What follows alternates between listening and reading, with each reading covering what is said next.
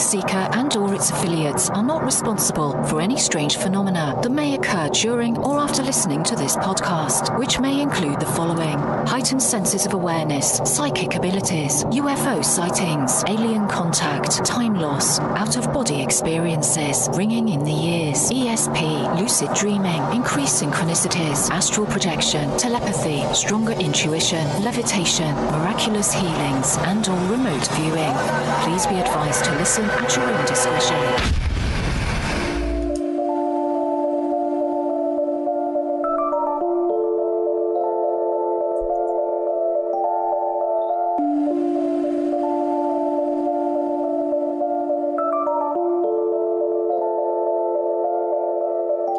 Won't you come and take me away? I just wanna be with you. Won't you come and take me away? To a place to walk on troubled seas, faith to stand when I don't believe. I just wanna be with you. Won't you come and take me away? I just wanna be with you. Won't you come? You are now locked into the TruthSeekah Podcast. Gargoyles, psychics, everything's ungodly. Dark savage.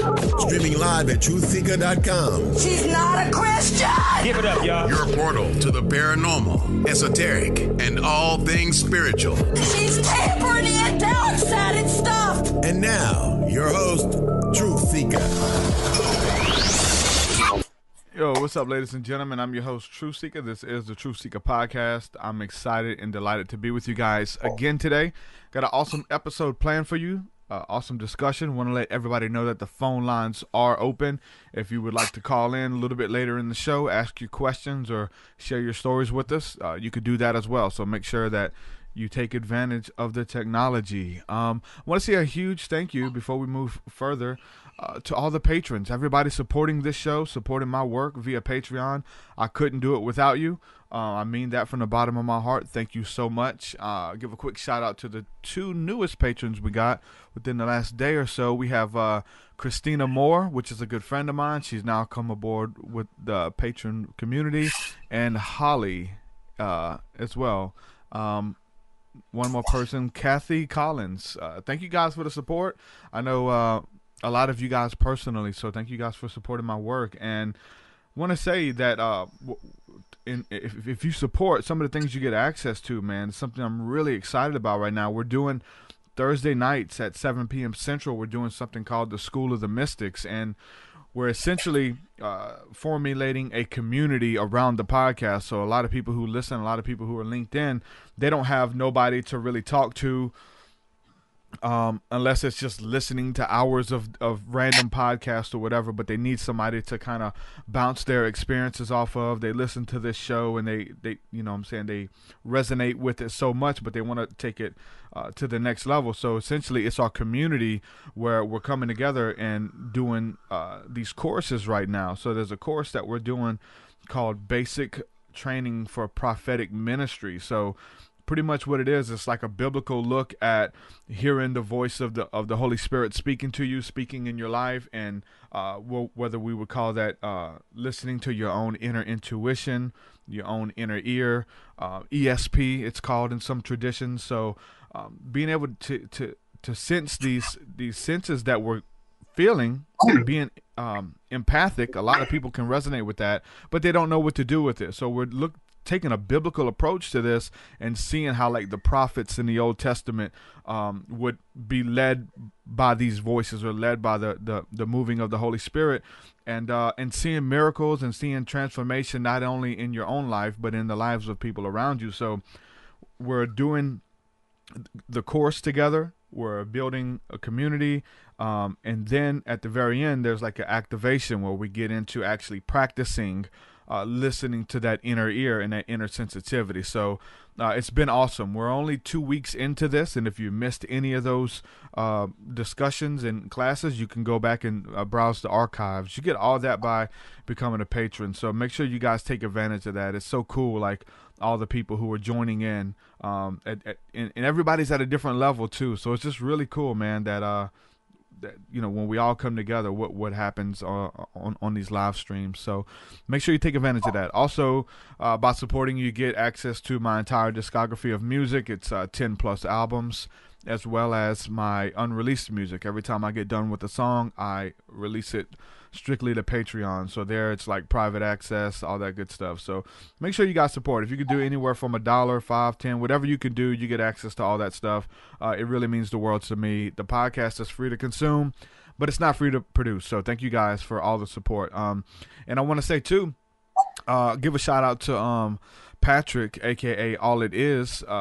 We've done a song together recently. I had him on as a guest, and it's because of him that we're doing this show today. So he introduced me to my guest today, and he really believes in his work, and this was his grand finale, was to talk about what we're going to be talking about today on the All It Is episode. So give a shout out to Patrick as well for making this happen, and Patrick is a patron as well. So thank you guys, everybody out there who support my work. So without further ado, I'm gonna bring my guest on. This is essentially someone who I guess would be Billy Meiers' English mouthpiece, I guess would be a good way to put it. Someone who's taken the case of Billy Meier and brought it to a whole new audience, and has continued to promote it and give his insight on the case. And I think it's really cool because on the interview that I had with All It Is, that was his finale.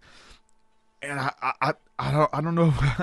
I thought that Billy had passed away, and I wasn't the only one. There was a lot of people in the chat who thought that there was some media years ago that came forth and said Billy Meier had passed away. But when we had Patrick on, Patrick told us that that's not the case.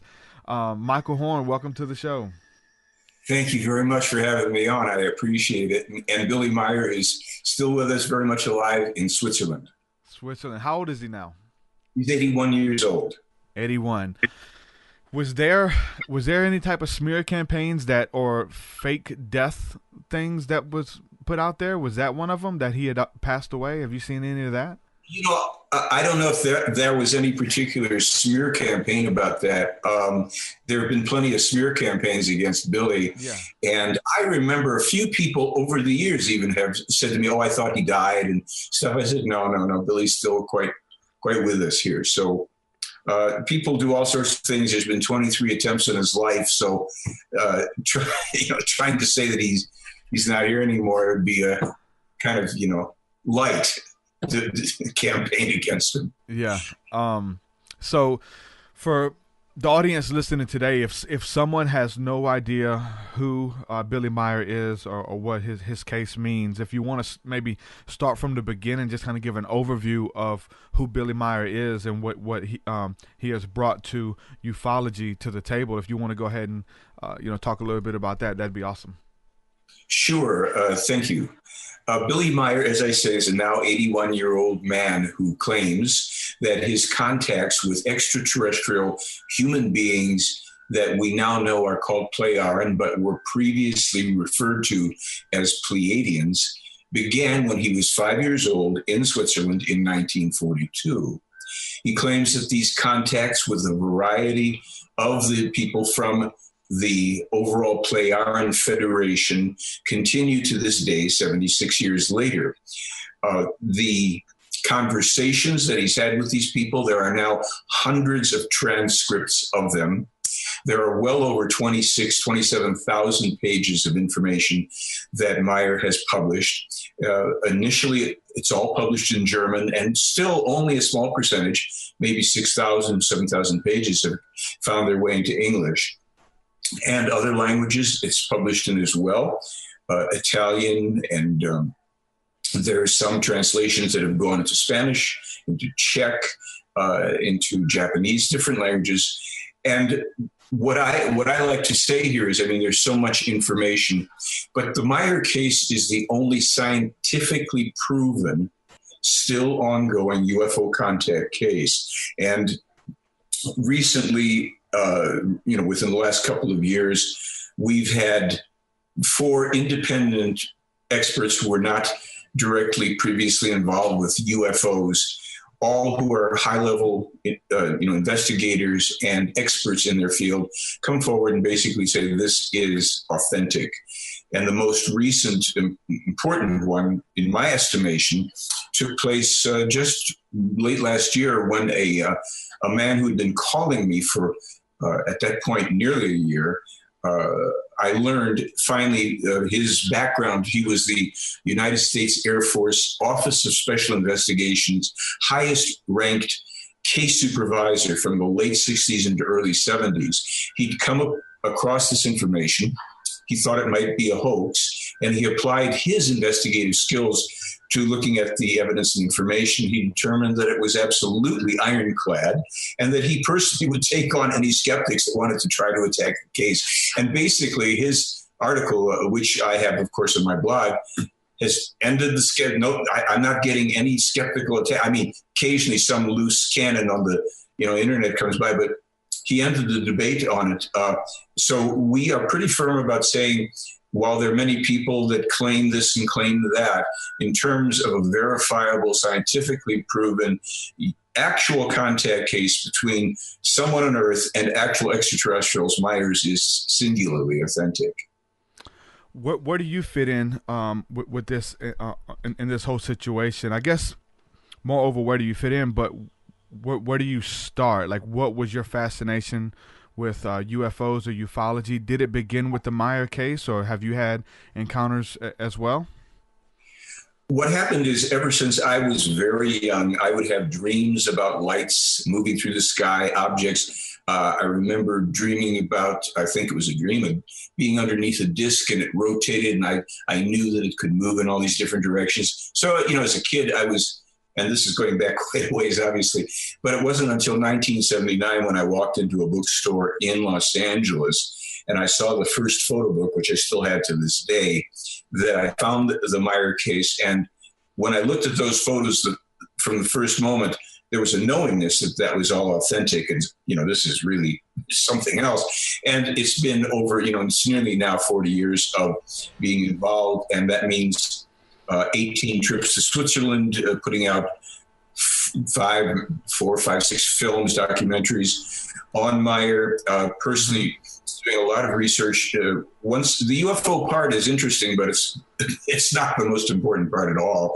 Once I got into finding out how much information, scientific and world event related, Meier had verifiably published before the discoveries were made or the events occurred, then I started to feel like, wow, this is about something else, more than UFOs and even more than the extraterrestrials themselves. This is something quite profound. And to date, along with the help of even skeptics, we've had over 200 specific examples of what I call Meier's specific prophetically accurate information. And it's unparalleled in human history.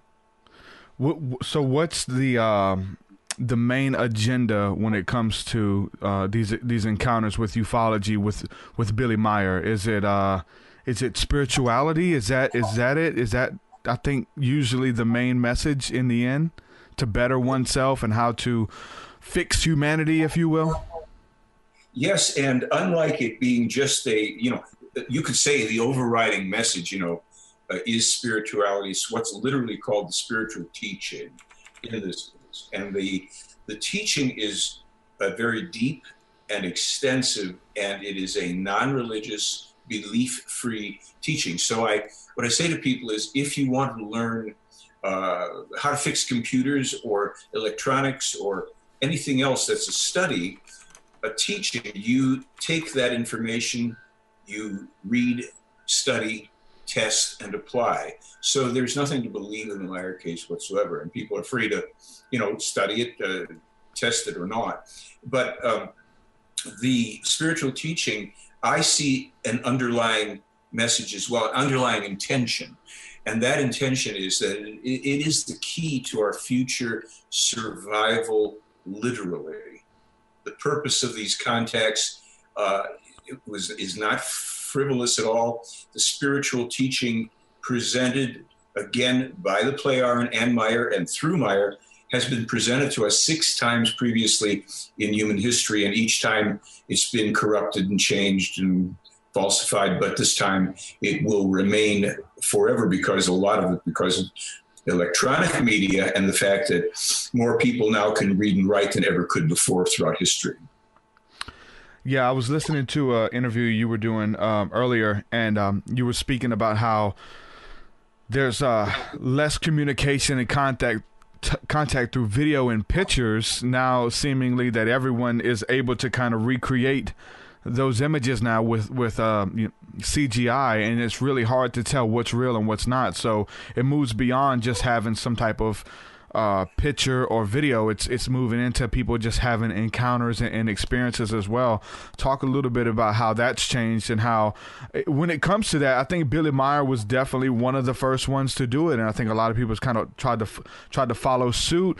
And I don't think, like you said, not in a bad way. People are just wanting to kind of get into ufology, or they feel called to it, and that's, people want proof, so they try to take pictures, they try to get videos and stuff. Talk a little bit about the pictures and stuff like that from the early days that he was producing. Okay, well, this is a very important area, and I'm sure that there will be people that are going to disagree with what I'm going to say, and it's fine. It's up to everybody to make up their own mind. Meier's photos and films also, everything was pre-digital era. So it's all, film, regular cameras.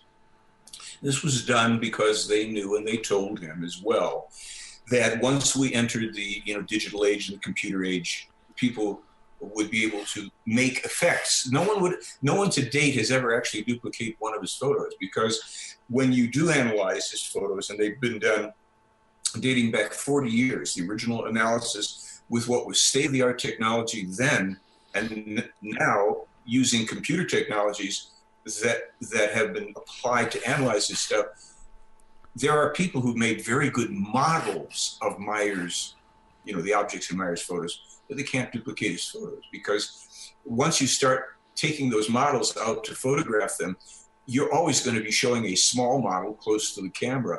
Meier had large objects a great distance from the camera.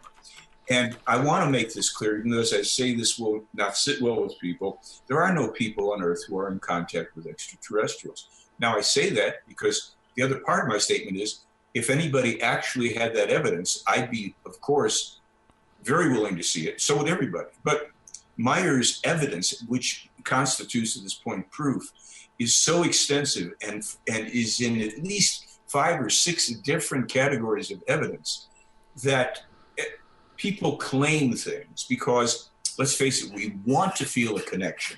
Yeah. We want to have a sense that we're connected to something greater than us, to people who are smarter.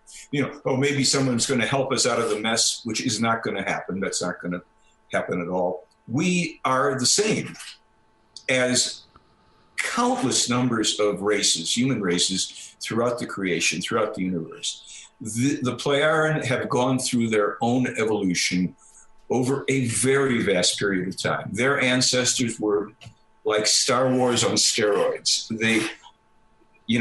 They went through a lot of gruesome stuff with high tech and the capabilities they had that they also used for wars and things. So having settled themselves down into a peaceful state that they've had now for well over 50,000 years in their world and in their federation, they'd like to see us avoid literally blowing ourselves off the face of the earth.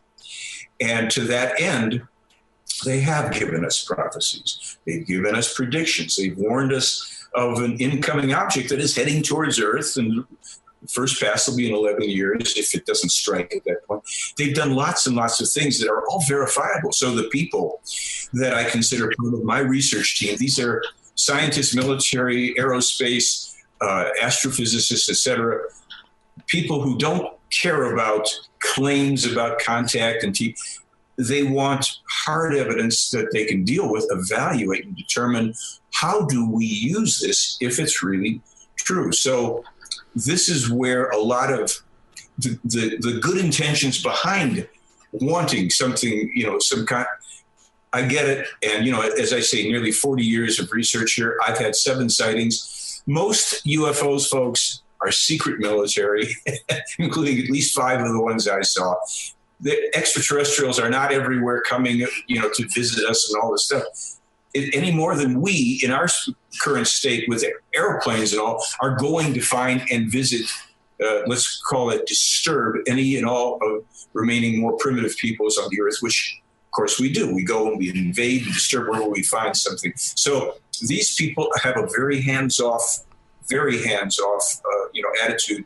They are inserting the information. They've done it. They've given us that which was their mission to put into our world. It's up to us now what we do with it. Totally up to us. No one's coming to invade us, save us, or anything else. The difficulties that we'll have with other races will occur more in the future if we survive ourselves. We are the greatest threat to our survival, not from outside of us. I agree. So let me ask you this. So I did hear you on the interview as well. There were some names that you threw out there of possible disinfo guys, people who were in it for the money, people who are in it for the fantasy or the lore behind this type of stuff, right? And some of these people are getting really famous, and I try to take a neutral standpoint, even if I have an inner knowing about some people. I really don't have nothing that I can prove. Some of these people have gotten really big in ufology. They're doing the big conferences and circuits and things like that. And you have called some names out of some people. Is there anybody that you do appreciate their work that they're bringing to the table? Somebody that you would take your hat off to for what they're bringing to ufology? Well, it's a very fair question, and it's hard to answer it in the affirmative for this reason. I appeared at a lot of UFO expos and conferences and things, and I've done it internationally. And once I started to call out what I consider to be disinformation and nonsense, suddenly people didn't want that because there's a business going on. UFOs are now, you're in trouble when the government starts talking about UFO. You know that there's something fishy going on, and believe me, there's something very fishy going on. Or don't believe me, just check it out for yourself. Yeah. So let me answer it this way. If any of the people who are out there lecturing and carrying on about UFOs and aliens and all this energy, if any of them had one verifiable piece of evidence of extraterrestrial manufacture origin, I don't mean like a piece of the rock coming through, I'd be interested in what they're saying. But to a person, not a one of them will debate this. They, for the most part, all of the big names in ufology will attack the Meier case because it puts an end to what we consider ufology. MUFON is an organization I'm sure you're familiar with. I happen to know, I've interacted with the president. I think he's still up there, Jan Hartson from MUFON. He's acknowledged to me personally with a witness that he knew the Meier case was authentic, but it was too good to be true, and all sorts of excuses. MUFON is an organization that works with either the State Department or CIA with any good evidence. It goes to them first, and I have this on real good authority from someone who's in the aerospace industry that they tried to recruit. You have to understand something here, folks. It's a hard one to say. Look, I don't have anything against anybody personally. I'll just tell you that. I like people. There's a guy named Stanton Friedman. Mm-hmm. I'm sure you know he is. And he's a nice guy. I've met him up in Canada and all of this stuff. Stanton Friedman wanted to be involved in the research on the Meier case in the late 70s and 80s, but the investigative team headed by a lieutenant colonel retired from the U.S. Air Force said, no, we are not bringing any UFO people into this because all of Meier's evidence, it's so good and it's so controversial, it must be analyzed only by independent experts. So Stanton Friedman then starts attacking the Meier case. This is what's happened with all these people. And Stanton Friedman's talking about Roswell. I knew Roswell was authentic when I was 15 years old because I had an associate in high school, a kid in high school whose dad was in the Air Force, was telling me they found a flying saucer. You know, this goes way back. And Roswell was a real event. There's just nothing left for us to analyze. And so what happens here is when I say the Meier case is the key to our future survival, I put out a DVD by that title 14 years ago because I got it when I started to see his prophetic information and the scientific information. And 14 years ago, finding out that he was already ahead of our scientists by decades. The lights are going on for me. The UFO community, this is entertainment. And here's the problem. People said to me when I was talking out against people, I said, wait a minute, well, you shouldn't say bad things about so-and-so. I said, wait a minute. Is this going to be the only field in which we're not going to think critically? You have people from something called exopolitics, and politics is full of all that. But I'm not supposed to tell people and call it out when I know and I can show that it's not true. So no, I'm not going to shut up about it because it's too important to our survival. What's coming down in this country, folks, which Meier has warned about since 1981 and before. This is no party. We're seeing it unfold now. We're seeing the very things nationally and internationally that we've been warned and warned and warned about. And what have they done? They tried to kill the man for it. They made an industry out of talking about UFOs, and not a one of those people knows what they're talking about. Sure, they can bring information about third-hand stuff about Roswell or Rendlesham. Objects, great, wonderful technology. What are you going to do with it? What about when you've got a man who's meeting with people who have the capacity and capability to travel through space and time in some cases, and who can tell him things accurately, and we start ticking them off, 200 of them that have happened. There are events going on in Italy right now, central Italy, that he was told about in 1948 when he was 11 years of age. Why are we wasting I'm telling you this. Why are we wasting our time with UFOs and extraterrestrials when we've been given, literally, freely, a body of work that is invaluable, that helps us in our daily lives? It's not about us looking always outward to the sky, because like you're talking about, this is an inward journey, and they've given us a teaching that we can apply our minds, our intuition, and everything else to, and to test. We don't have to believe a darn thing. People said to me, well, do you believe in the Billy Meier case? I said, no. They said, well, but you represent. I said, I know it's true.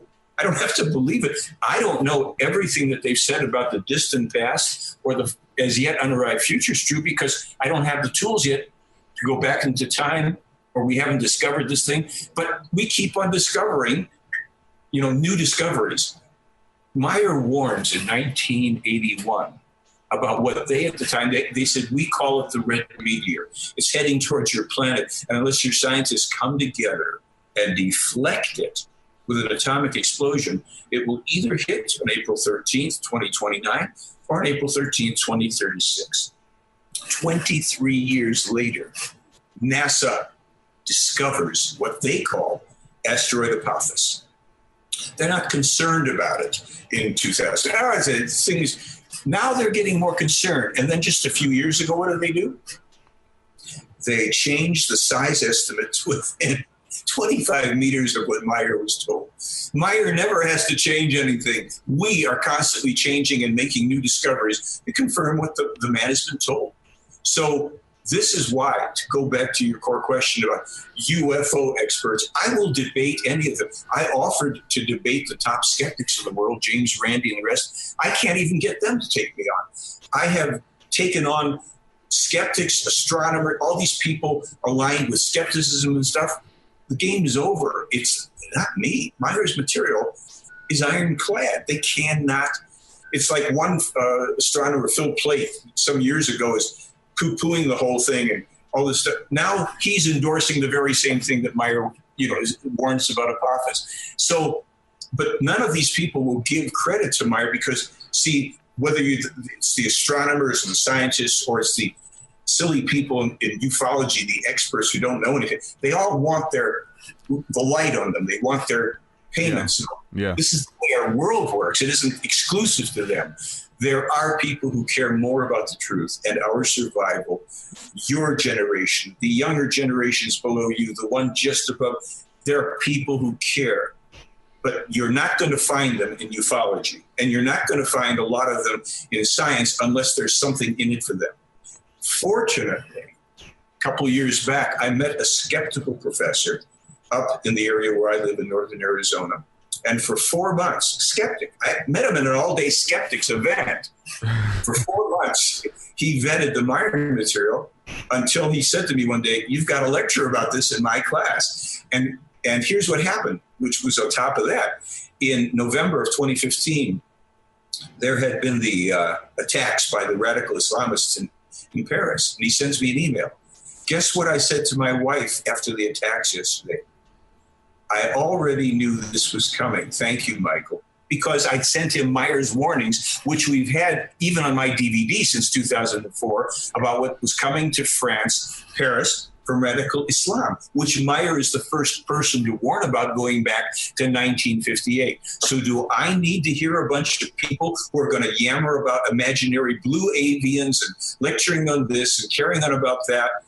I don't mind, you want to say, if anybody wants these people to debunk the Meier case or to debate with me, I'm ready. I'll do it publicly. I'll do it anywhere.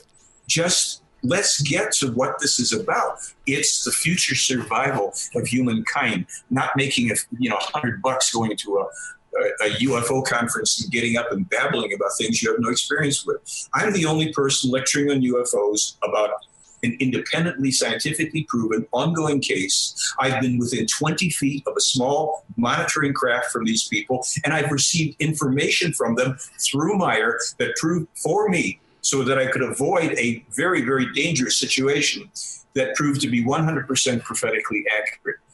Do I care about Roswell with silliness like all that stuff going on when I have these experiences and firsthand knowledge and the only authentic case to report on? That's why you won't find me at most of these UFO events.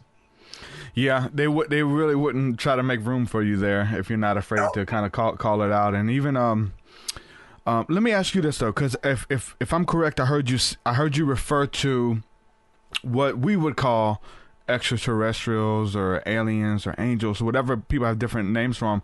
Did you call them people? Did you refer to them as people? Is there any revelation behind that Billy was told that they are to be called people, or they are us from another time? I mean, what's going on with that? According to the information of the case, that's something I like to say a lot because there's things I can't prove. According to the information of the case, the universe is teeming with human life and various developments of evolutionary development, heights, skin. There's hundreds of different skin colors. There are people that are gigantic. There are people that are very small. The people he meets with are virtually indistinguishable from us physically. He's met with people that we would say look like any number of the races on Earth. There are people that we would use the term Asian, Black, Mediterranean, Northern European. This whole thing with aliens is part of the hugest disinformation campaign you can imagine. Sure, are there unusual looking beings out in the universe? I'm sure. Is he meeting with them? No, with the exception of one race that he met. They're all very much looking very much like us. And so, where do the little grays come from? Well, I'm going to tell you. The grays were the androids, little robotic artificial intelligence creatures found at the Roswell crash and perhaps maybe at one of the other 8 or 9 crashes that have taken place on Earth, where there were military retrievals by one country. They were not the extraterrestrials themselves. They were what we would do. We would send a robotic, vehicle. These are robotic, just like we are already, making drones and first stages of robotic creatures, some from, uses that are not exactly elevated. So these creatures, when they found this became the model for the evil alien, nobody here is being abducted by any kind of abducted by extraterrestrials. If you're being abducted by anything, 99.9% chance it's a secret military operation. Yeah, my lab. It's hypnosis. It's mass hypnosis. People believing things, fantasizing. Do not underestimate the power of the and unconscious parts of the human mind to take on all of this stuff that has been pumped at us from the 50s on. Aliens, weird creatures. And we get it in commercials. We get it through every form of media. And so many people take it on. If they have sleep paralysis, if they have indigestion, if there's a military type of a thing, they suddenly think they're being abducted by aliens. But logic tells us that that's not the case. Has it ever happened in our history? Yes. There's probably been a handful of these so-called contact examinations by some race that's curious about us, and they put a person out, they put them in a deep hypnosis, they examine them, and most of that goes unnoticed and unrevealed. Sometimes something could pop through. So has it ever happened? Yes. But is this whole thing of experiencers and abductees? No. You know what? None of us are important enough to space-traveling, extraterrestrial, long-lived, high-tech races for them to come here traveling through, light years and light years of space and maybe time and dick around with Aunt Edna and Uncle Joe to float them through walls and take their genetic material, which is extremely inferior to the genetic material of races that have already genetically even engineered themselves to higher levels of development in order to travel through space. So if you get into the Meier material and you start to read and study and test it out, oh my gosh, he was right about this, he's right about that, he's right about this endlessly, you go, well, wait a minute, what about all the rest of this stuff? Well, where's the real evidence for it? It doesn't exist. Well, someone had an implant. From where? Why would you think that it's extraterrestrial instead of what's more accurate? And that is that we've had these technologies for decades.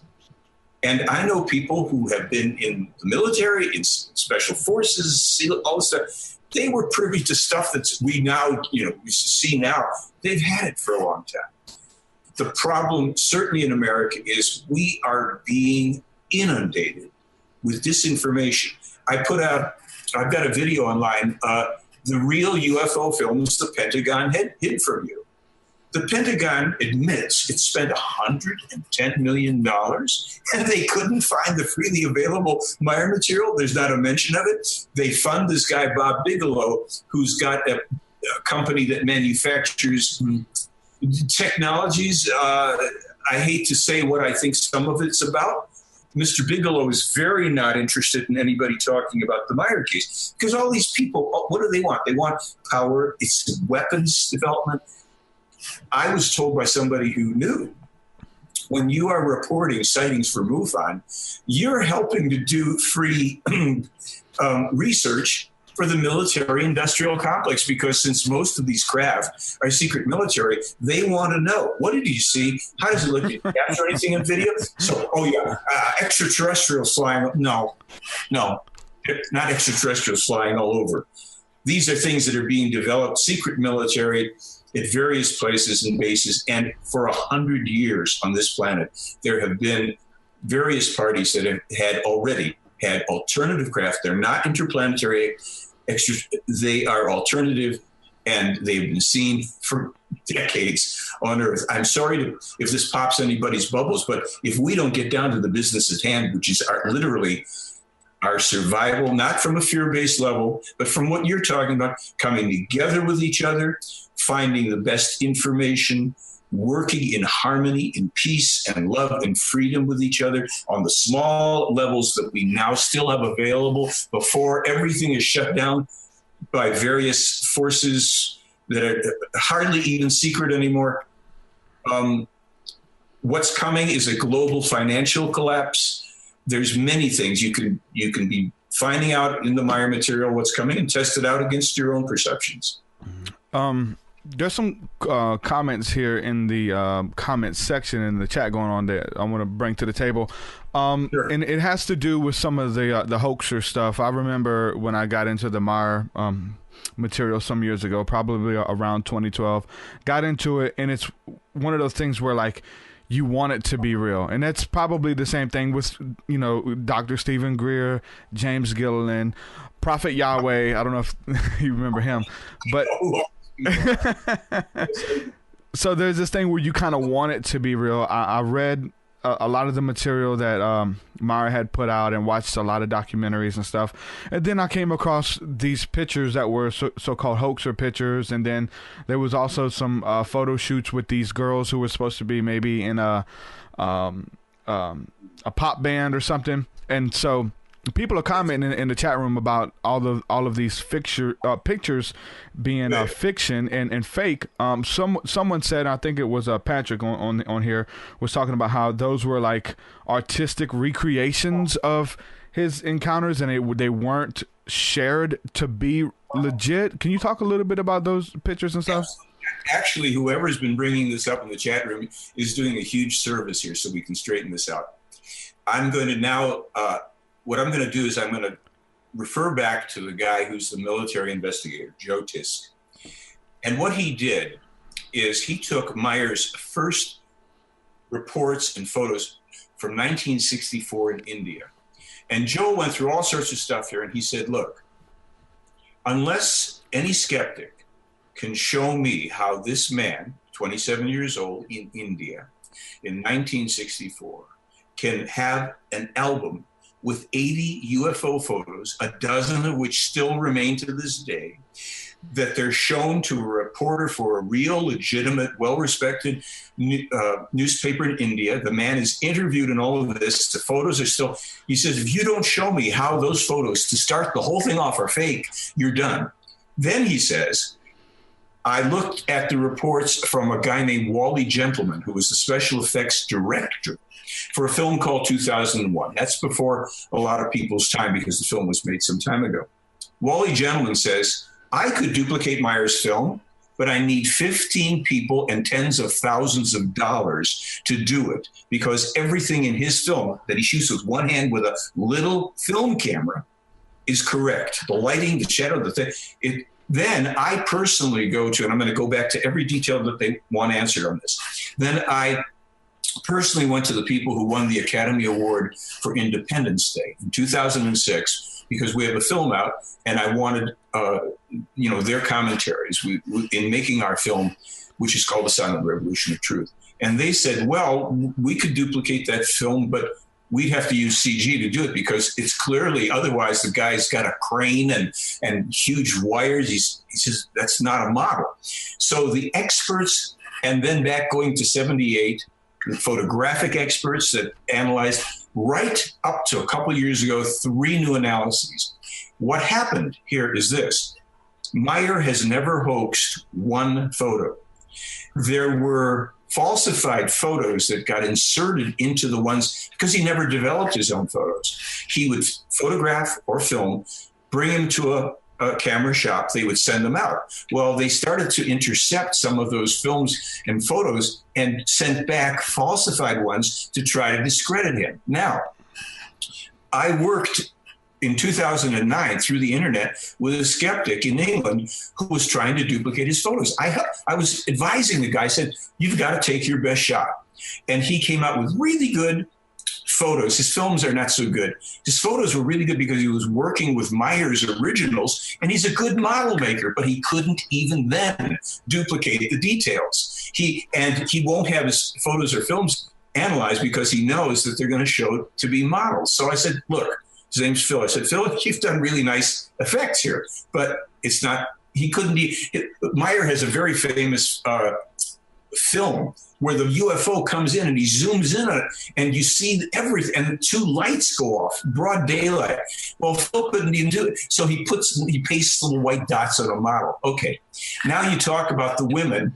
They said, oh, well, Billy Meier has just photographed or filmed or whatever women from the Dean Martin show off of a TV screen. Yeah.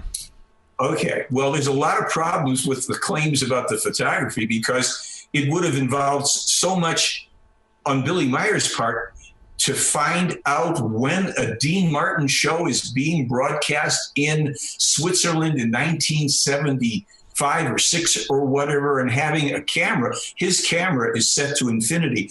So his camera is mainly useful for being outside and capturing the photograph. So he would have to have it placed in front of a TV screen. And then when he captured the photograph at the right moment, which would then have all these lines in front of it from these.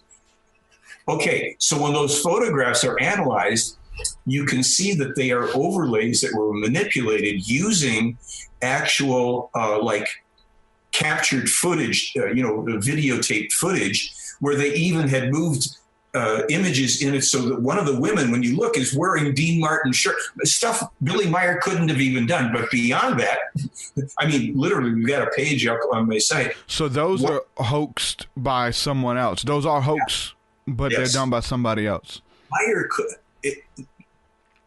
We show all the reasons why he couldn't have even done it. And nobody has ever shown that he had access to the show. There's a laundry list of all the ingredients. And then you look at the actual photos and you analyze them and you say, well, it's not even the same woman. It's a composite. Now, the woman that they're talking about is a woman named Michelle de la Fabre. She was a singer and dancer on this Dean Martin show. So last year in January, I get a call from a woman in New York saying she's a friend of Michelle's, and they want to go and meet Billy Meier because Michelle, who supposedly, whose face is supposedly she says, Michelle knows that that's not her, and that Billy's not a hoaxer. So Meier wasn't seeing people anymore. He had heart operation, all this stuff, but he made the exception, and they came over. And there's a video online, you can find it, where Billy is sitting with Michelle, the supposed, the woman who looks like Asket, because she does. She looks so much like Asket. And when I went over a couple months later, Billy had the photos he took with Michelle and Susie, the other woman, on his desk. And he kept saying to me, she really does look so much like Asket. It's amazing. But there's even more to this, because they warned Meier going back, I think it was 1975.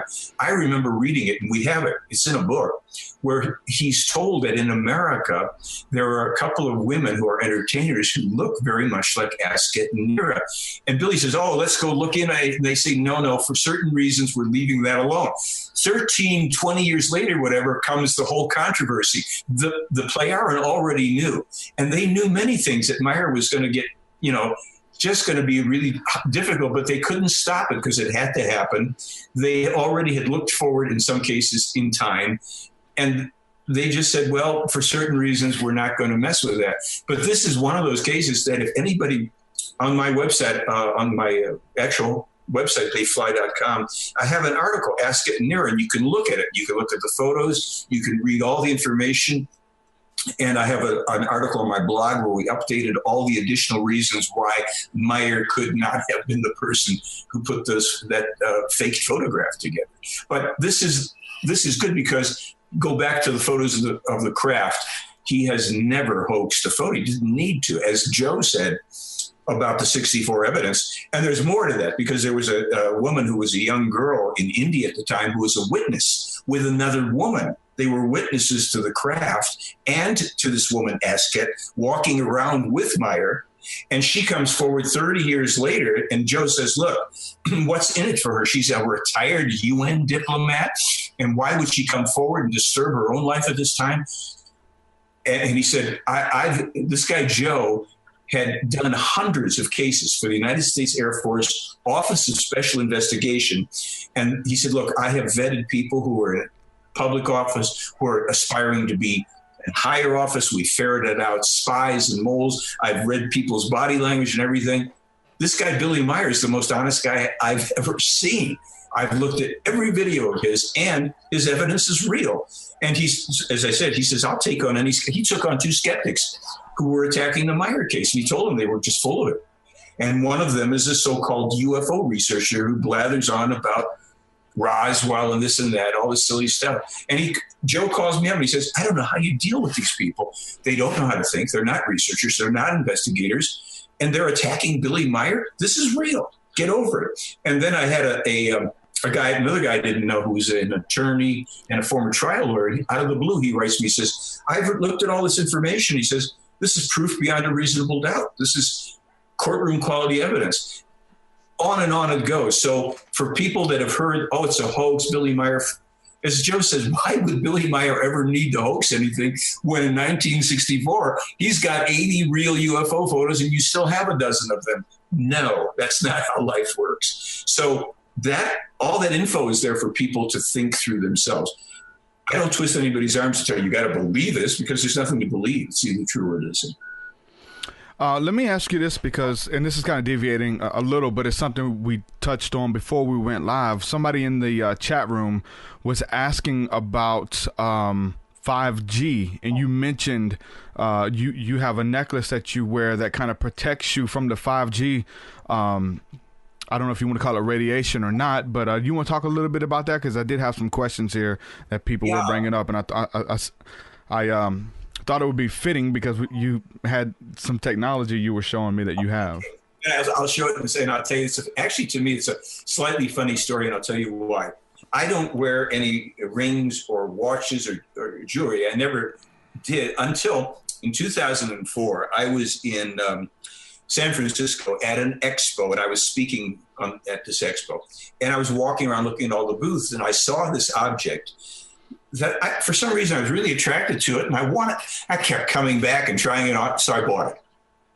So I go to Switzerland with it the next month. I go over to see Billy and everybody, and I'm wearing this thing because I like it. And there's a woman, she's wearing a different object. And I said, well, what the heck is that? So I'll give you the visuals on this for what it's worth, because I have both of these. All right, so this is the thing. It's just like a little pendant. I liked it. And so I bought it, and I bought two of them. And I go to Switzerland, and there's a woman walking around. She's wearing this. And I said, well, what the heck is that? She said, well, it's called a ray guard. And she said the Pleiades, the extraterrestrials that visit with Billy, said that these things actually work, and they're very good, and they make them for this is like personal use and desktops and all sorts of stuff. And the Pleiades tested it out, and they said, that's a good thing to have. Okay. So I said, well, that's really curious. I like yours. She said, well, I like the one you've got. So we switched. This is, I had two. So I kept one when I came back to the States. I had this, and I would keep this usually in my pocket. And I said to her, well, why don't you know what? We were emailing back and forth. I said, see if Billy can get the Pleiades to test the one that I've got. And she said, okay, but I don't know if they'll do it. Well, so about a week, 10 days later, she writes me back and she said, Billy asked them if they would do it. And they did. And Quetzal, who's one of their technical people, I guess they're all technical, took the device you've got and he tested it, everything about it. I said, well, what did you find out? He says, it's absolutely useless against electromagnetics. But because the human being generates an energetic field and what they call fluidal forces and stuff, objects like this, just like other jewelry and things, will hold those forces to it, which is a good reason why we shouldn't, for the most part, wear a lot of jewelry, crystals and things that we think are beautiful. They're holding a lot of energies that aren't good for us. But if you feel good about this particular object and it's holding these energies to you, it could be helpful for you, but it's not anywhere near this at all. This thing, which is called the ray guard. So recently, this woman I know in Colorado who's involved with the Meier material decided she would contact the European manufacturer for the ray guard and sell it. And I said to her, hey, look, I've got that, ray guard, and I got the new one from her because it's for 5G and all the heavier stuff that's coming towards us. And I said to her, if I put up an ad for you on my blog, could I give a discount code for people so that they could get money off? These are not, they're not cheap. She said, yeah, I'll give them a good discount. All you have to do is, what's your code? And I said, well, my code will be MH1212. So, if you go to my blog or, email, whatever, you'll find that this company, that she's got a website, it's called Neutral Wise or something like that. And I link to it off of my blog. I haven't put it on my website yet. And with my discount code, and I usually announce it each time when I put up for my own little online show like I do on Tuesday night. So she also is giving away, she has them for the phones too. And now she's giving, if people come to her site and they can use my code and get a discount, and she'll give a free phone chip too, because there are people coming out, there's videos and stuff about just how damaging, especially 5G's, brain melting stuff. And, everybody's carrying these things on them. Yeah. So that's just a little thing I wanted people to know. I don't run around everywhere wearing the thing externally. I just keep it under my shirt and, make sure that people that I care about, anybody knows about it, and then you're free to get it or not. But Billy, they make them in different little pyramidal shapes and things for desks and homes. And so, you can get really expensive ones, but if you have the personal one, I put it under my pillow and sleep with it too, because we're bombarded all the time, and this stuff will work, for neutralizing all that. And, that's a little diversionary, but they were warning Meier about cell phones and all these frequencies long before our reports were coming out here. It's in the material.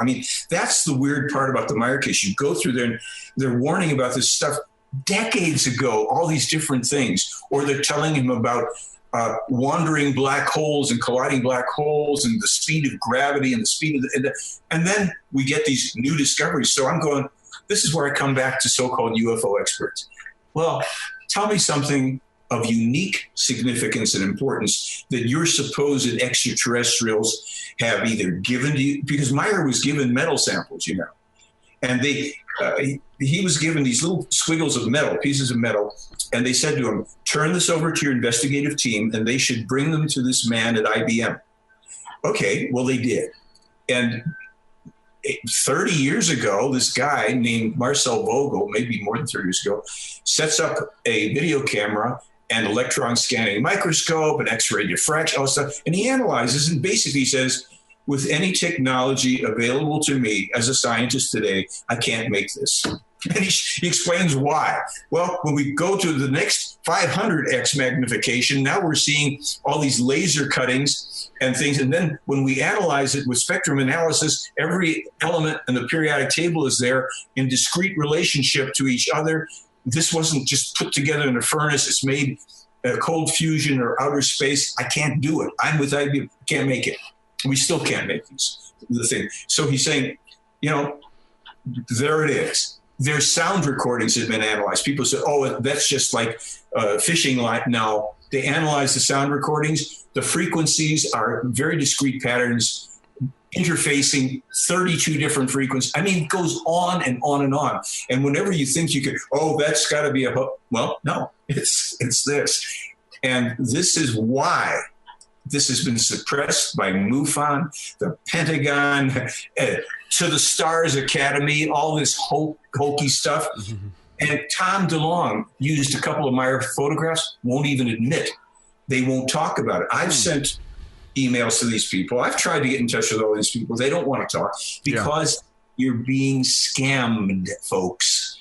The UFO industry, and that's what it is. Yeah.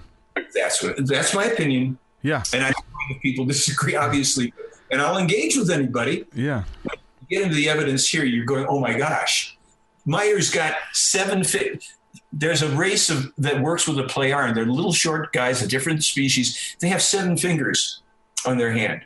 And as a joke, this was years ago, 2006, they came one night, and they've actually done it a couple of times, and because they have a very acidic skin, they put their hands around different places, even up to the elbow like this, on a couple of the cars. One of the cars was the little Subaru car of Meier's stepson.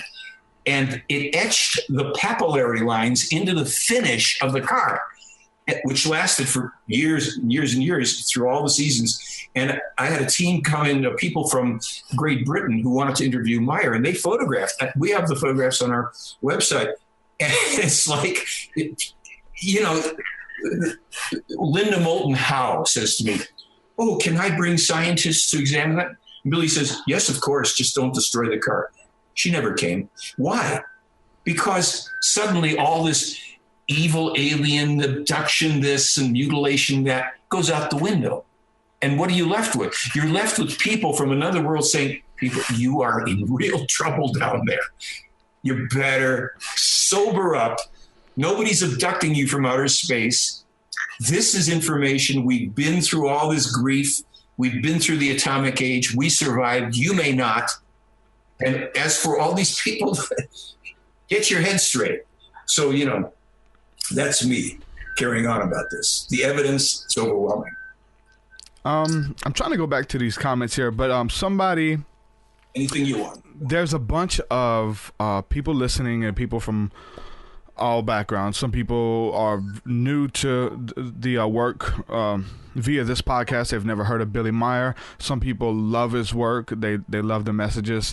Other people seem like they believed at one point and want to believe. And this is a question from somebody that wants to know why. I think it's Randall quit. Who is it? Randy Winters? Randy Winters, yeah. Why did he quit representing Billy Meier? That's what somebody wants to know. Wonderful question. In 1986, I met Randy Winters. I had just been given 1,800 pages of the first transcripts, and somehow I coincidentally meet Randy Winters, who's representing the Billy Meier case. And we got along very well together. We're both musicians and all. And Randy, I liked Randy tremendously. He's just a intelligent, good guy, excellent speaker, excellent presenter. And we make a film together called The Pleiadian Connection, which you can still find online, 1987-88. And I used to be the opening act for Randy Winters because I was writing and singing New Age comedy songs about everything you could imagine. UFOs, channeling crystals, health foods, the rest of it. I have a song called Leave Your Body Here With Me. I wrote a song called New Age Blues, Spaceship on the White House Lawn, all this stuff. So I'd be getting out for Randy at these events where he's presenting. I'd do all the silly stuff, sit down, and I'd watch the presentations. But it started to bother me because I'm noticing, wait a minute, I'd read the same material Randy had, but Randy had already gone to Switzerland and met with Billy. But Randy's saying things which I know are not right. It's changing stuff that I know this material, just like Randy does. And I'm going, well, that's not right. Why is he? So at one point, in about 1987, I said to Randy, Randy, I would like to also make my own presentations in the Meier case. And Randy was very generous. He says, you know what, that's great. I'll give you a rack of slides. This was way before PowerPoint and all that. Mm-hmm. So I started to go out and make these presentations. And other people who were watching Randy's stuff started to complain to Switzerland. What is he talking about? He's saying this and saying that. So in Switzerland in the 90s, somewhere in 1990s, they said to him, please stop. Do not represent us anymore. You're making a mess here. And so in 2000, I went to Switzerland for the first time to meet Billy and everybody. And I've gone just about every year since, 18 times. So in 2004, I said to them, I'd like to represent you officially. And here's what I will do. And here's what I'll promise to do. I will deliver your information the way you have it. I'm not going to add or subtract anything.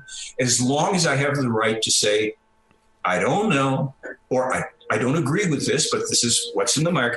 So I'm a free person and you don't pay me anything. I don't pay you. I do it voluntarily. And they said, of course, that's fine. You're your own person. You have your own opinion, whatever. And, as long as you stay to, if you present what we have. And I'm now in the, 14th year of, 2 7-year agreements. We wrote them out so that I could do that officially. Because I wanted to be very careful to not do what Randy did and to intentionally or unintentionally be spreading disinformation. So if I don't know something about the case, I don't have any trouble. I don't want people to believe the Meier case. It's not what this is about. It's like, people say, and I understand what they mean. I really want to believe. No, don't want to believe. Find out, however long it takes you, whether it's true or not. Make your determination based on everything that you would evaluate.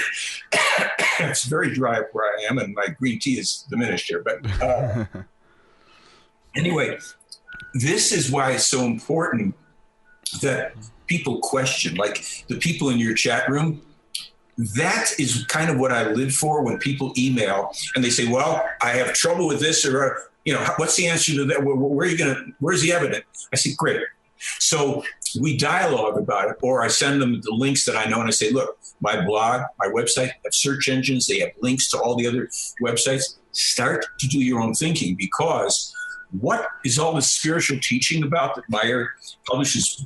Meier's written nearly 60 books. Ladies and gentlemen, that's a lot. It's about how to think, how our feelings work with our thinking, works with our acting, how our intuition actually functions, how the higher senses get developed over time and through evolution. It's so mind-blowing when people who've been for years and decades studying metaphysics or paranormal, they start to read Meier's books. They've never come upon this. And it's so clear. It's a teaching. It's not a belief system. It's not from so-and-so on planet Narfal as somewhere. No, this is how thinking works. This is how thought leads to feeling.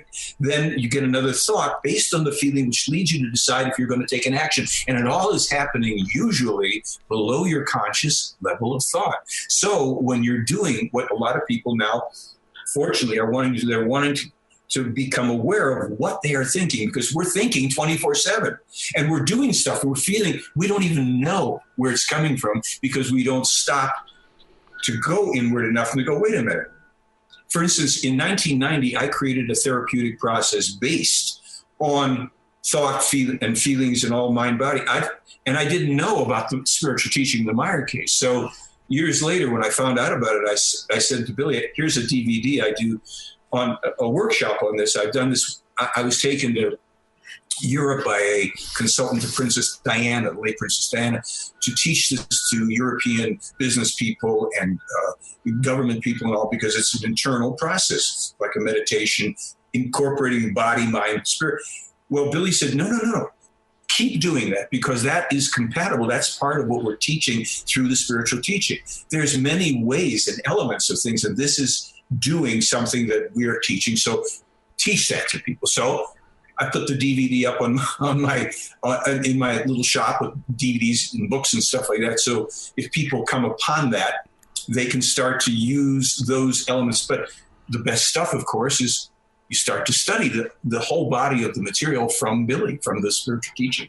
So this is what we're doing now, is trying to focus as much as we can on that, because what is coming societally, what is coming environmentally, geopolitically, the civil war is coming to the U.S. that Meier has been warning about since 1981. We're in the beginning of that now, and I think a lot of people can see it. We must learn how to take control of our own thinking, feeling, and acting, and work with other people, like-minded people, and build networks of like-minded people.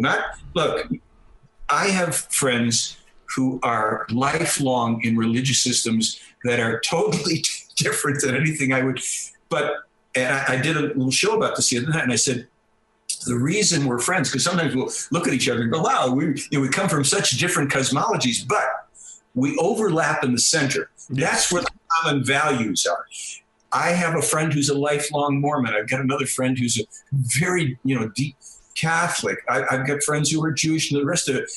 I've met people in the Baha'i faith. I've said to people with strong religious beliefs, and this is where it really gets, to me, it's funny.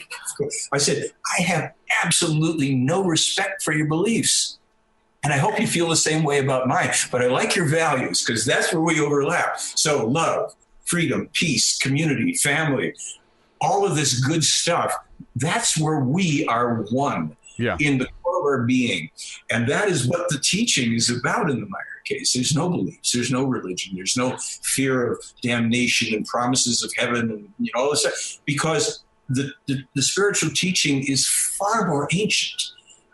And it's been brought to us by the prophets of the past and changed. And we know the names of some of the other contactees for the Pleiades of the past. This thing is like when you pull the first thread on the Meier case, you go, I didn't know that. You mean this? You mean that? Yeah. This is not the first rodeo for these people here. Meier is the final contactee prophet person for them that we will have on Earth. We now have all the material we need. If we want it, we study it and we test it. Awesome. I think we can agree with that. That's a good place to end on, as far as, though. I mean, that's essentially what this show is. I have people, like you said, the friends. I have those people from all faiths, from all belief systems, walks of life. And a big part of it is the discussing ufology and how things do overlap. And even when it comes to the religious values and tradition, how they overlap, and how we just have we feel like we own the terms and we own the practices, when a lot of this stuff is universal. So I think that's a good place to end. Somebody who has been very consistent in the chat room, someone named Brittany here, ends with this comment here. She's been sending me a bunch of comments for you, but says, okay, I think this interview changed my opinion about Mr. Horn for the better. So you won one over by coming on this show. So thank you so much. If you want to go ahead and share your links out where people can check out your work and check out the Meier story in a little bit more detail, if you want to do that. Okay, thank you. And thank you, Brittany. That's really touching and very sweet. My website is called theyfly.com. My blog is called theyflyblog.com. I update it more frequently because there's always so much stuff. The new prophecies and predictions from Meier from last year are up on my blog. And we even have stuff dating back to 1948 from his first teacher, and it's happening now all of a sudden. I have an online little show of mine on Tuesday nights. As you know, Patrick, he's going to, we'll have to get you to be a guest too on our show. And we're, having people from different walks of life come and also be guests on our show. And we're just trying to work with all of this on my blog. I have the information to link to Carol's site for this. I answer all my emails. It just takes me time to get to it. So I will tell people that. And then if there's any questions or challenges, please, you send them. Just give me a little time because I also travel and do stuff. But I will respond to all of it. There was something else. Oh, yeah, you know what? If anybody who wants, if you go into our shop and you see a book by Billy or a DVD or anything like that, and you want to get that and you order it and you put in your order the name of the show or Derek or however, TruthSeekah, whatever you want to do, as long as I know, I will send you a free DVD too. I've got a new presentation from just last year. I might probably just send you that because it lays out everything on the Meier case. So as long as in some way we refer here to Derek and the show, then I'll send you a free with whatever you order from my shop. So that's my big promo. I'm not really good at promoting, but maybe that's good. Yeah. Hey, free is always good. So yeah. So just mention this context, okay? And I really thank you for the interview. I know there's harsh things that we're saying, but this is about our survival. It's not about careers as UFO experts and chasing lights in the sky. Yep, I agree. It's about the inward work, as above, so below, essentially, at the end of the day. I appreciate your work and what you're bringing to the table. Thank you for hanging out with me. I appreciate it. We'll talk to you soon. Thank you. Thank you, brother. Michael Horn, ladies and gentlemen, the Billy Meier case, very interesting stuff. And when I was just consuming hours upon hours of research, Billy Meier, you definitely come across his work, and some of the people you may look up to in the field, they mention his work. And now some people who have no idea who Billy Meier is, they hear TruthSeekah mention him, they're gonna look into it. And I'll tell you this, like he said, I will agree with this. You have to come to your own conclusion. You have to do your own work. You have to don't let anybody think for you. Don't feel that just because I have somebody on this show that I vouch for them. That's definitely not the case. I'm not afraid of their story. I'm not afraid to, I'm still learning too. There's a lot of things. I'm not an expert on everything, and I'm willing to say that. And that's how I come to my conclusions. Is if the person claims to be an expert or claims to be the prophet or the end-all, know-all type of person. And I will have to say that, I feel like Billy Meier, I feel like they're trying to create almost a religion behind Billy Meier, if I have to be honest with you.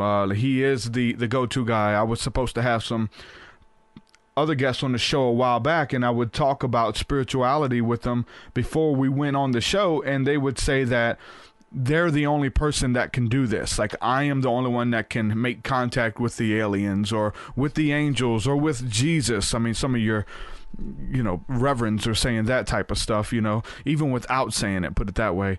But they claim to be the expert, and they're the one to come to for the knowledge. And so I gave Michael the chance to vouch for anybody. I said, is there anybody in ufology who you feel is doing a good job, who who's doing something good? There's tons of people. I'm reading the comments here. People are mentioning James Gilliland. I love James Gilliland's work. Peter Maxwell Slattery. He's, there's some good stuff that Greer's doing. Greer is up in the air right now for a lot of people, but there's some good stuff he's doing. I did like, David Wilcock early on until he introduced Corey Good and all of that stuff. That's just me personally. But you have to come to your own conclusions, and don't think that just because we have these people on that I vouch for them or they're telling the truth. But just because I say they're lying or question them doesn't mean you have to. I think we all have the gift and ability of discernment. Some of us a little bit more than others, and some people may be able to see a bigger picture that I can't see with particular people. But when anybody, and this goes for pastors, teachers, whoever, claim to be the end-all, know-all, like I am the contactee, I am the one you should be listening to, all of this stuff, and they down other people's work or say stay away from it. There's nobody. We're the only ones teaching the truth. Stay away from those people. Run as fast as you can. Even Jordan Maxwell tells you that. So, you know what I'm saying? Run from those people. I mean, I'll say this. So, I used to listen to a lot of, this would be funny. I used to listen to a lot of Jimmy Swaggart, the preacher. Yeah, right? So, especially with me getting so deep into a lot of stuff that I've studied over the years, like even if we're talking about the Hebrew Israelites or getting into mysticism or whatever the case is, I would always be able to, I was a truck driver and I would be able to listen to Jimmy Swaggart, and they had this thing where like their big thing is we preach the cross, which is the true way of salvation, right? The cross of Christ. But this is an exclusive thing just to them.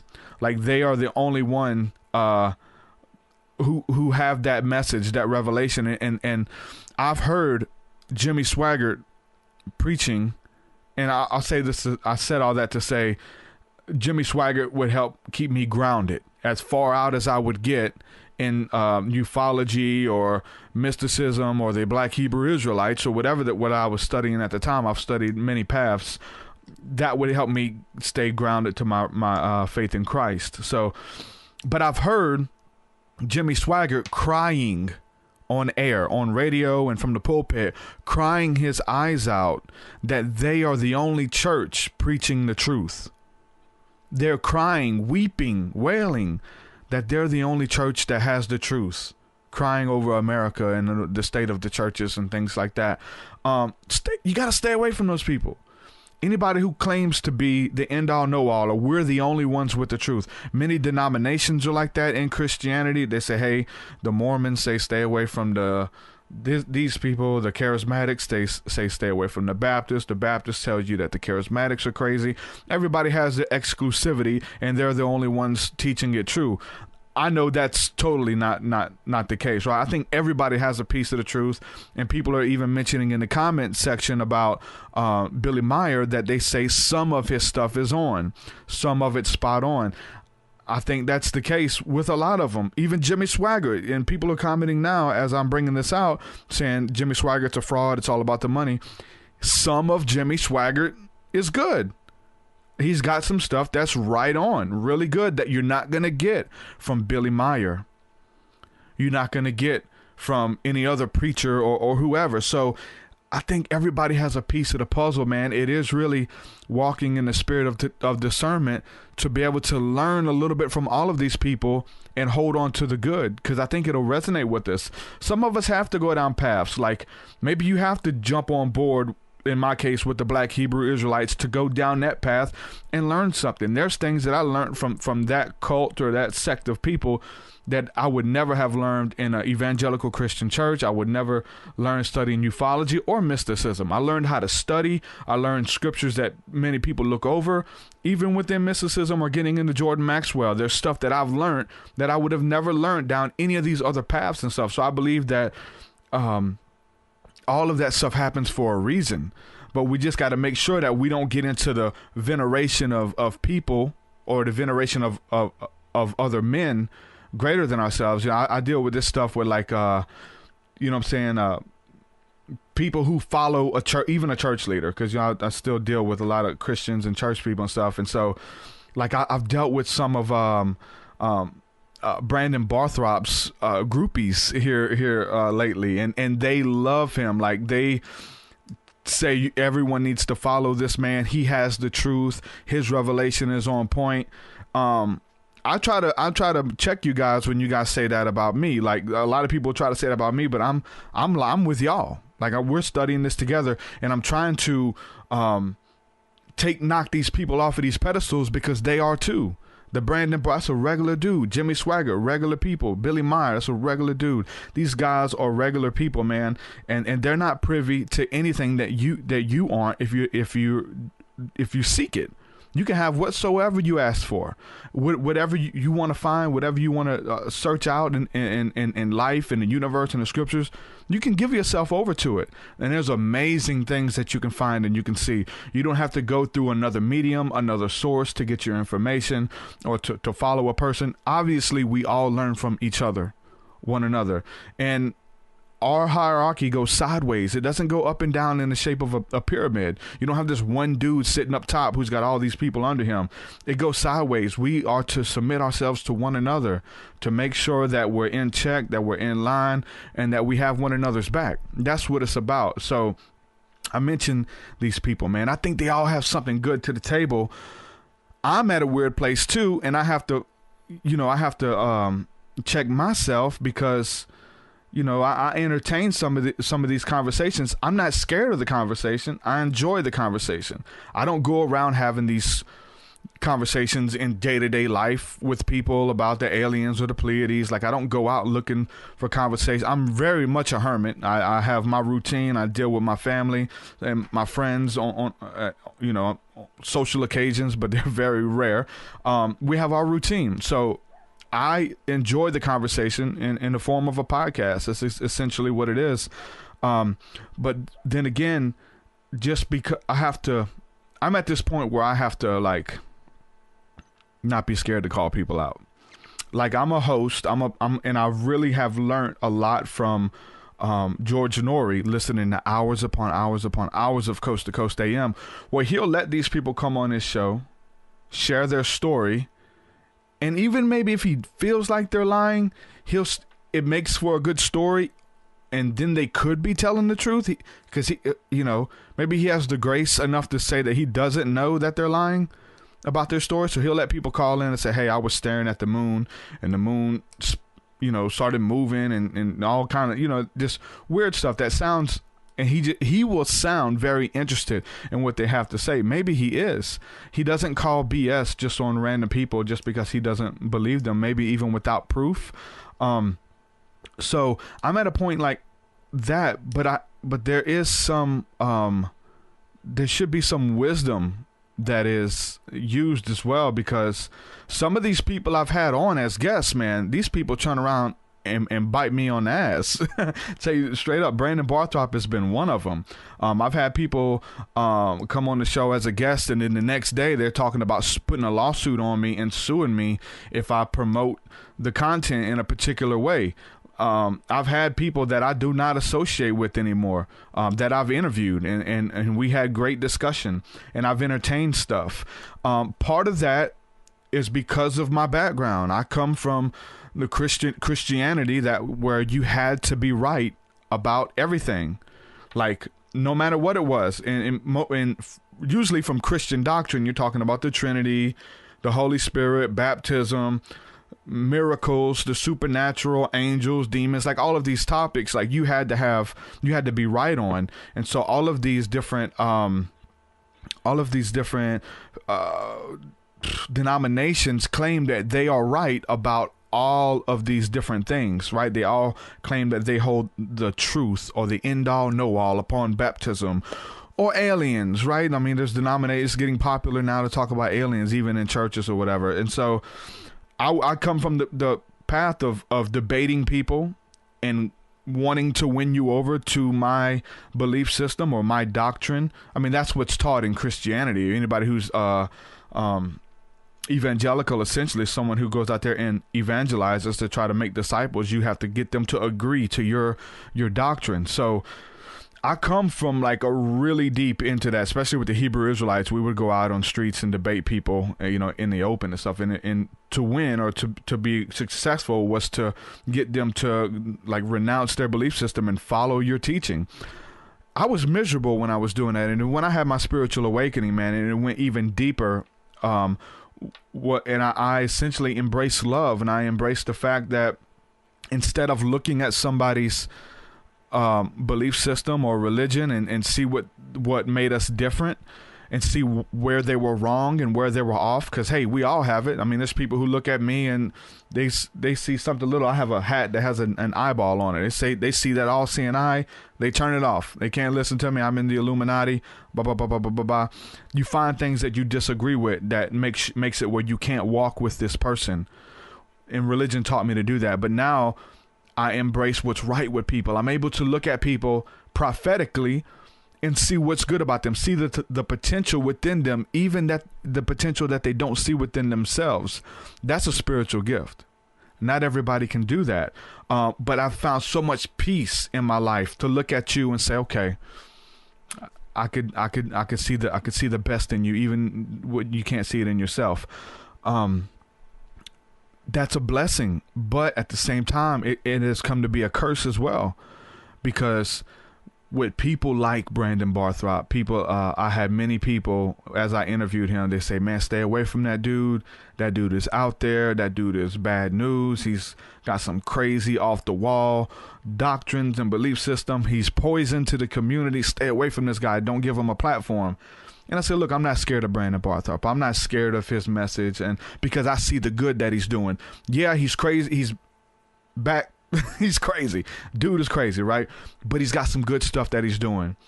He's taking people off the street. People are coming through his ministry. They're getting off drugs. They're kicking heroin. They're kicking meth habits. Like, that's the stuff that I'm with. All this other stuff he's doing that's crazy, I can see past that to see the good that Brandon Barthrop's doing, right? So I would just build upon that. And that's good. And people, I've lost followers or lost an audience. We say, okay, TruthSeekah, you're dealing with Brandon. I can't deal with you. If you think Brandon is legit, then we can't deal with you, TruthSeekah, because your discernment is just out the window. And it's not that I think that he's legit. I believe that he's doing some good, just like everybody. Everybody has some level of good that they're bringing to the table, and I like to build upon that.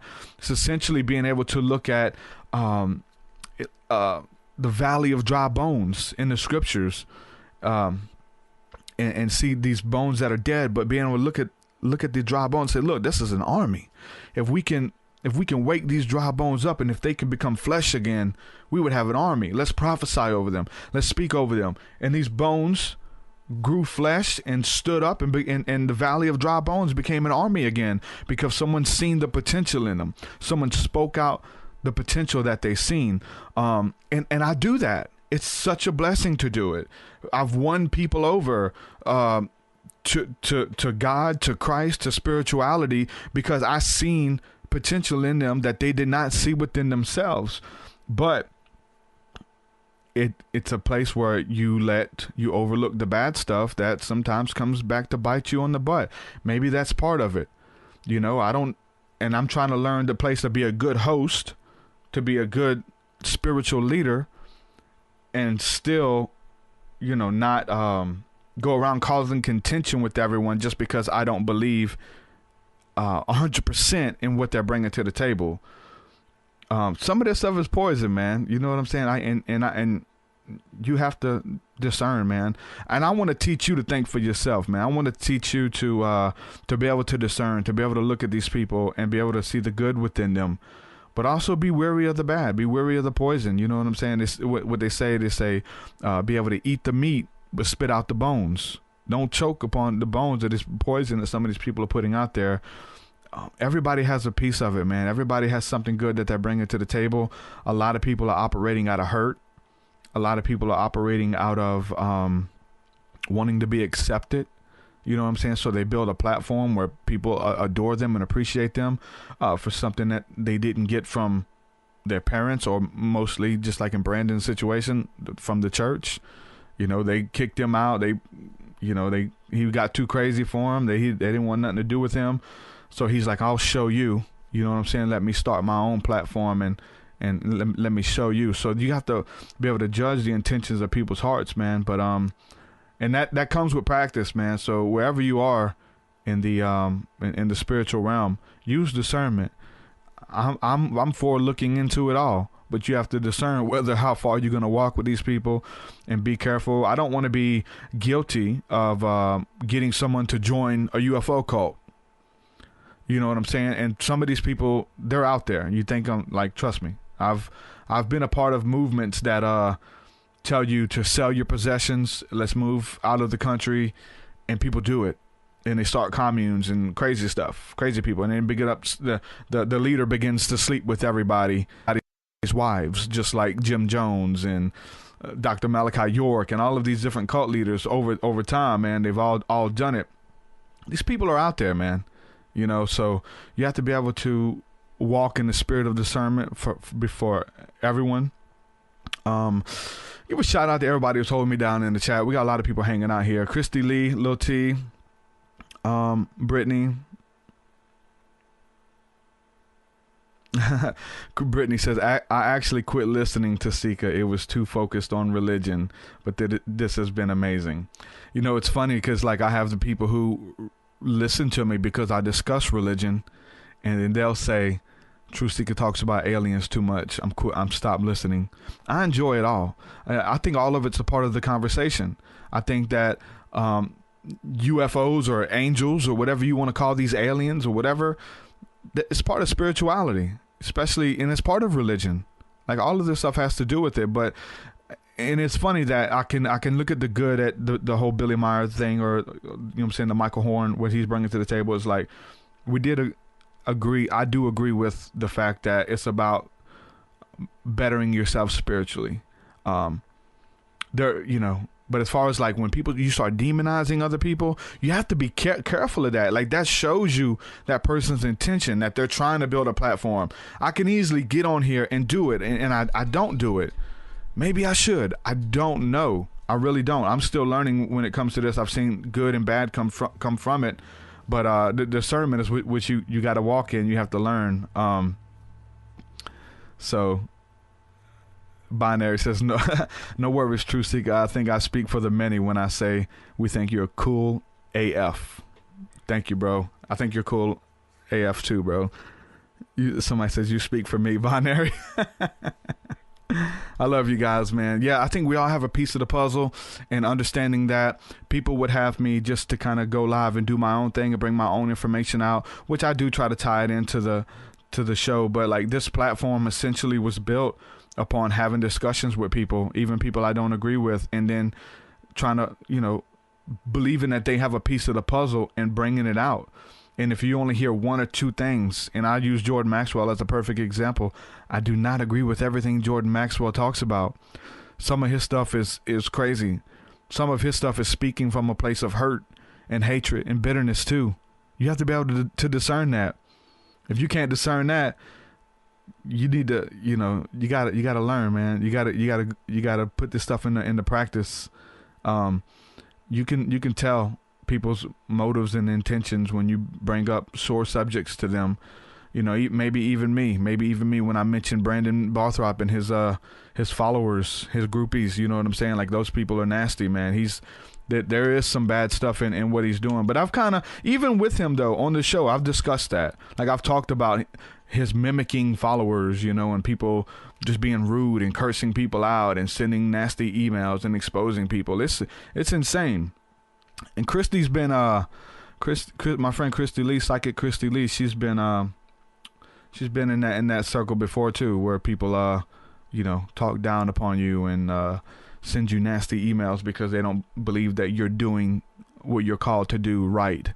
Because if they had the platform, they would do it different, right? That's the thing.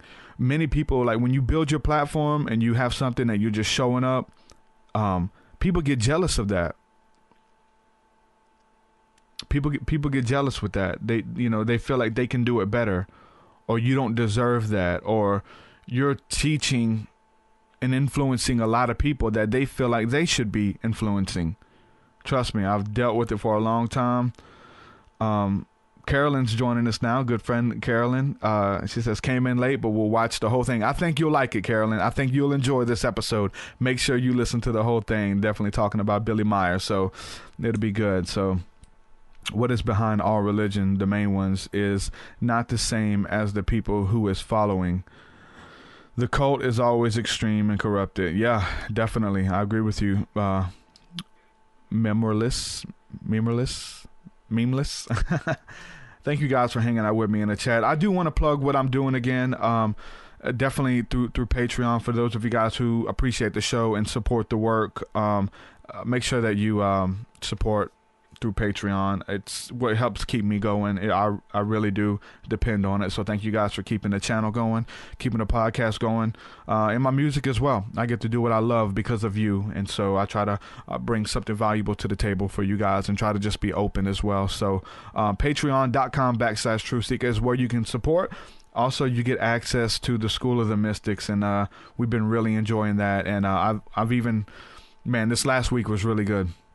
If you guys are looking for community, looking for a place to belong, if you want to have one-on-one dialogue and discussion with like-minded people, most of the people, not most, but a lot of people who are commenting in the chat room right now, they're part of the School of the Mystics as well. And like I said, it's training, equipping, and then activation, where we actually get to practice hearing the voice of the Holy Spirit, feeling the energies that people are feeling, and speaking it out to try to be effective with. If you just have